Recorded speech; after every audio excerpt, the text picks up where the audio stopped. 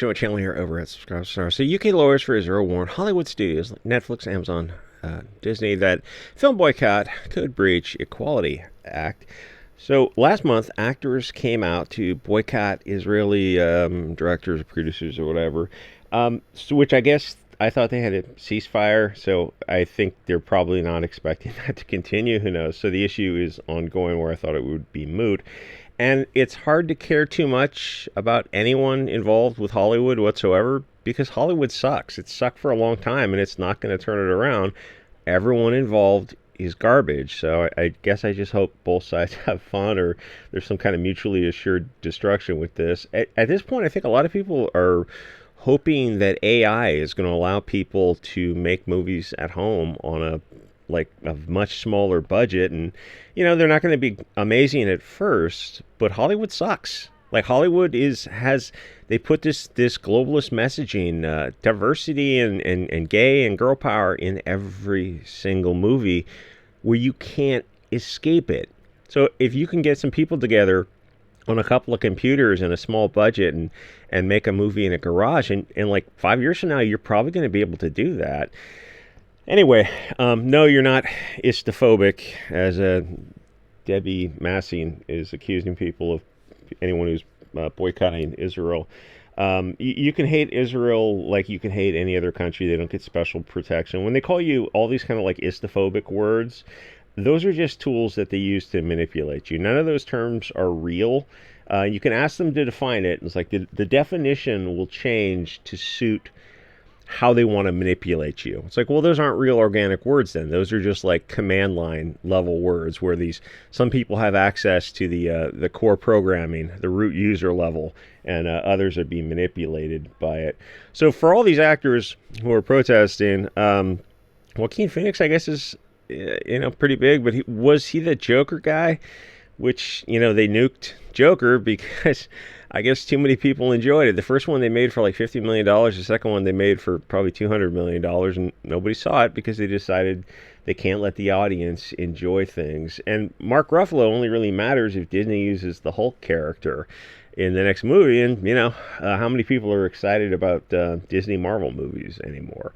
And like the Hulk is like kind of in the Avengers. It's like, I don't even remember what happened. Half of them died or something and they came back to life. It's like, oh great, no stakes whatsoever. But he's easily replaceable if they wanted to reboot Disney Marvel like they're doing with DC. So what happened is which is I guess not working too well, because I saw Superman the other night, is the Israeli propaganda outlet is threatening legal action because for some reason they think Israel gets special protection, but they're like totally fine with boycotting Russia, but Israel's off limits. Remember when the Russia thing happened, people were like taking vodka off the shelves and whatever it is, caviar and whatnot. But if you boycott Israel or not, it's not going to change the movies. They're unwatchable, and they're going to continue to be unwatchable cancer either way. I saw Tron Ares the other night. I've been watching movies pretty heavy for the past 2 weeks. And there's a reason why Superman only got $615 million. Superman is a name like name recognition of Batman, of Star Wars, of any of these huge IPs that started 50 years ago. That should be a $1 billion movie, but it wasn't. And I kind of understand the vibe of wanting to replace Henry Cavill, wanting to reboot because the movies have not been spectacular.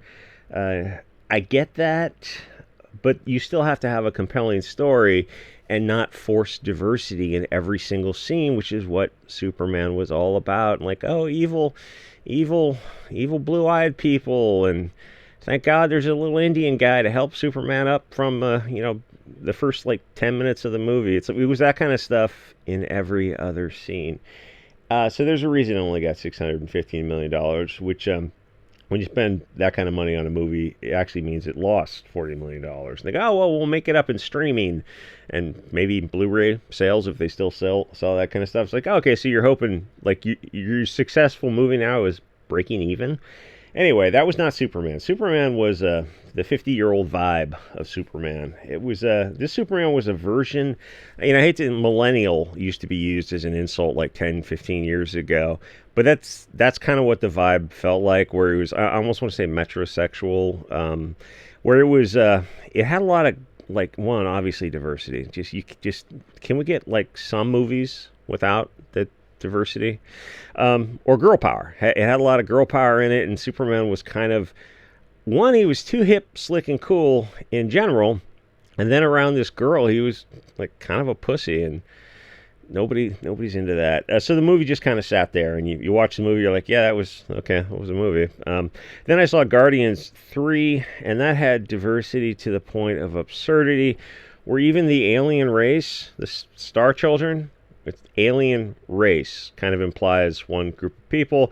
They were not one group of people, which means you are immediately pulled from the suspension of disbelief, because an alien race should logically be all the same race, not a bunch of affirmative action hires. And what happens when you see that? When you see the first Star Children, I don't know what group they are, and it doesn't matter if you want to use all Korean kids. That's fine as long as they all look alike. Or you can use, heaven forbid, you use all European kids. But they did the worst thing possible, is that they mixed a group of people together. You're like, oh, these are just human actors. There's Africans and Europeans and Chinese and Indians, and they're just playing a role. Movies have to have a willing suspension of disbelief, a verisimilitude, and it's not that hard to accomplish it.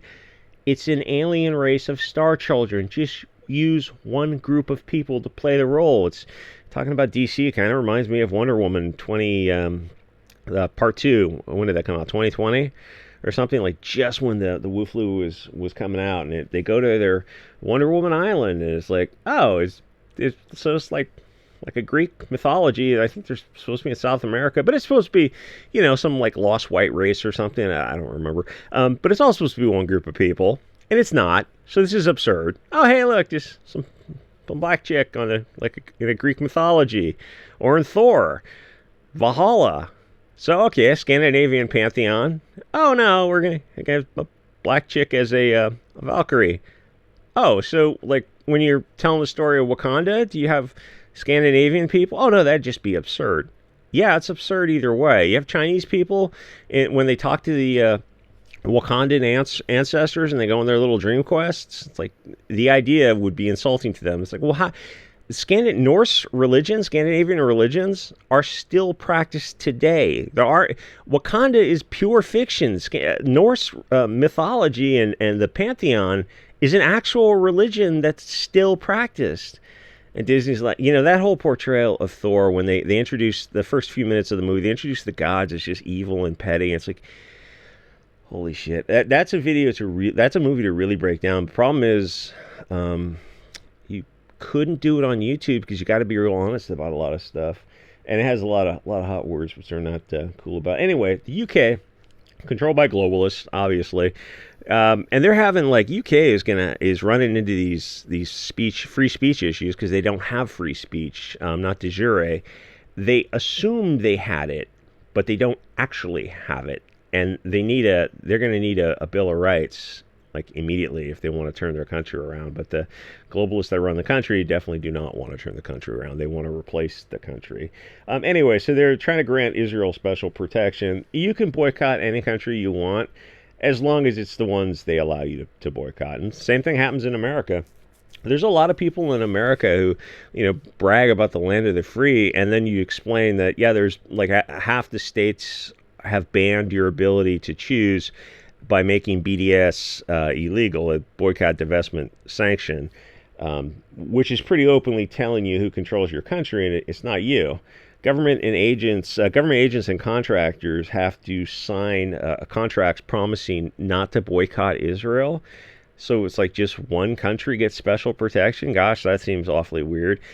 But you can simply use the AIPAC tracker to see who owns Congress because of Israeli donations, and there's a handful of representatives who are not funded by Israel, like Thomas Massie, maybe AOC, and a couple others, which is why billions of your tax dollars that should go should be cut to reduce taxes, period, or they should go to American crumbling infrastructure, which is starting to fall apart because there's a competency crisis because of a little demographic issue. Instead, that money, instead of repairing critical power stations, dams, hydroelectric, roadways, bridges, overpasses, that's critical infrastructure, water processing, sanitation, the basic things that keep a country alive. That money goes to Israel to build them a wall and to give them free health care. You pay for their health care, and you also pay for your own, and then you also pay for 40 million illegals in America. That's why your premiums are so. That's why everything is so expensive, or the value of the dollar is collapsing. So actors protesting is really only important because it brings attention to the issue of how Israel controls America. And I suspect that an Israeli director or producer is just as good as an Irish or a Chinese one. And the thing is, like, they're all woke. They're all left-wing. Even if they're not. The thing is, they're so in this left-wing echo chamber that even the ones who don't think they're that far left-wing are still left-wing. They're just saturated with it. Like a right-wing director to them, you'd look at this guy and be like, you could hardly tell the difference. He just might not have trans in his movies, and to the left-wing, they consider that like a far right-wing dog whistle to not have gay, race-mixed trans couples in every other scene. Movies lately, it's just like every other thing is a ragtag Bolshevik found family having outgroup preferences and pushing race mixing and gay pronoun whatever. So these actors, I don't know if they'll be called to the carpet, nor I don't know if they matter that much, because what movies are they attached to? What for him is like the whole are they going to come back with another Avenger movie? I don't know. Or if it's a few years in the future, is like this thing going to be done by then? Or Hollywood can just blacklist them if they want to, which I think would I don't think these people have firm principles that they're willing to abandon Hollywood to stand up for a Palestinian people who I always say, like, I care about the Palestinians and the Israelis as much as they care about us, which is, the answer to that.